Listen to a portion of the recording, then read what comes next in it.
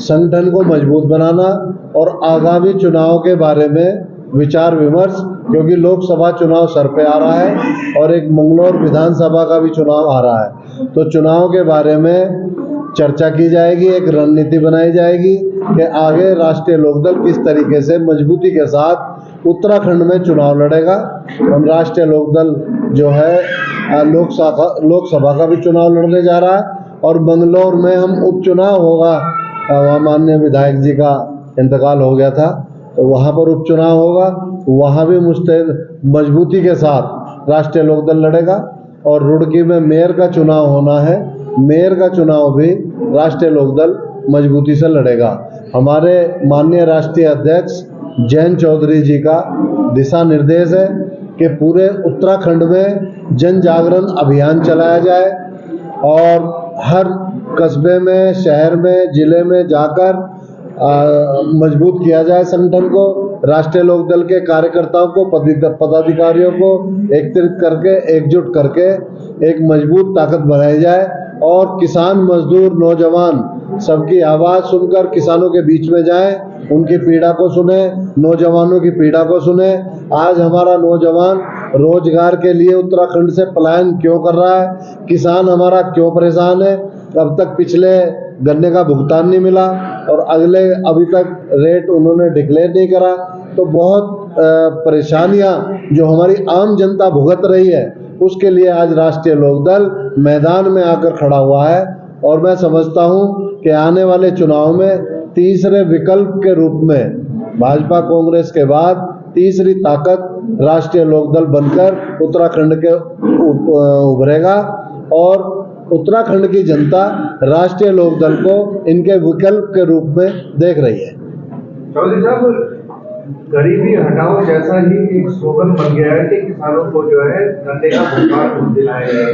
हर चुनाव में मांग होती है कि उसके भुगतान लंबित रहते हैं, लेकिन आज तक किसानों को जो है गन्ने के सही मूल्य नहीं मिलता और उनके जो है भुगतान लंबित रहता है। क्या कहेंगे इसको? ये सरकार का नकारापन है, क्योंकि भाजपा जुमलेबाजों की पार्टी है, केवल झूठ बोलती है, जुमलेबाजी करती है और खोखली घोषणाएं के अलावा भाजपा के पास कुछ नहीं रह गया है। आम जनता को बहकाना, क्योंकि जब चुनाव आता है ये जनता को गुमराह करने का काम करते हैं, कहीं हिंदू मुस्लिम के नाम पे लड़ाएंगे, धर्म के नाम पे राजनीति करेंगे और कहीं झूठ बोलकर अपना ये वोट लेने का काम करेंगे। लेकिन आम जनता अब इनका असली मुखौटा जान चुकी है और राष्ट्रीय लोकदल उत्तराखंड के अंदर इनका चेहरा बेनकाब करने पे उतर गया है। अभी पिछले दिनों उत्तराखंड में हमारे आदरणीय प्रदेश अध्यक्ष हर्षमान चौधरी जी के नेतृत्व में रुड़की, मंगलौर में भी जो है धरने प्रदर्शन किए गए, लक्सर में किए गए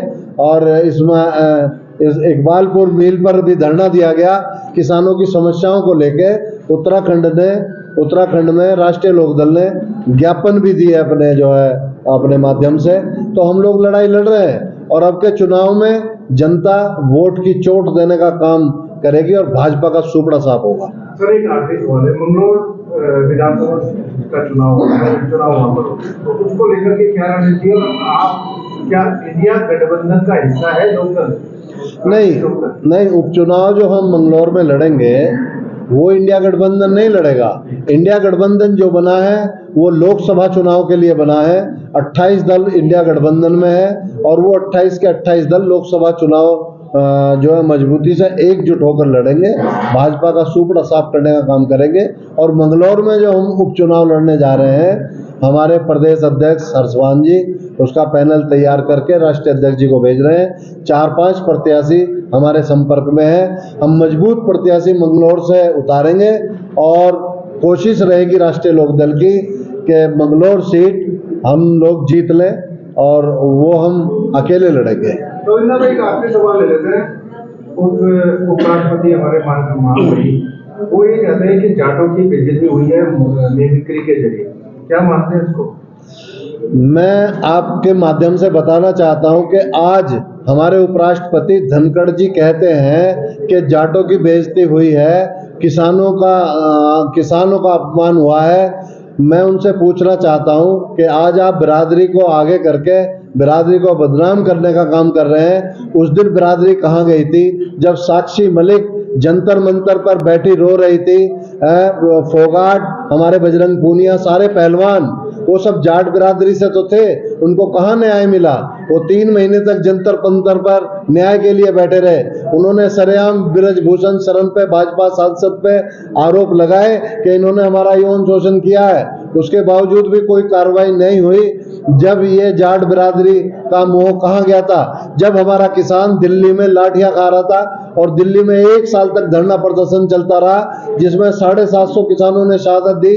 हमारे 750 किसान की जिसमें मौतें हुई, उस समय इनका प्रेम कहाँ गया था कि तपती धूप में, गर्मी में और ठिठुरती ठंड में हमारा किसान बॉर्डर पे बैठा हुआ था दिल्ली में जाकर, उनकी सुध किसी ने नहीं ली, उन्हें पूछा नहीं गया। और आज भी हमारा किसान कितना परेशान है, उस समय किसान का मोह, जाट बिरादरी का मोह कहाँ गया? ये सब इनका नौटंकी ड्रामेबाजी है और ये जनता जान चुकी है।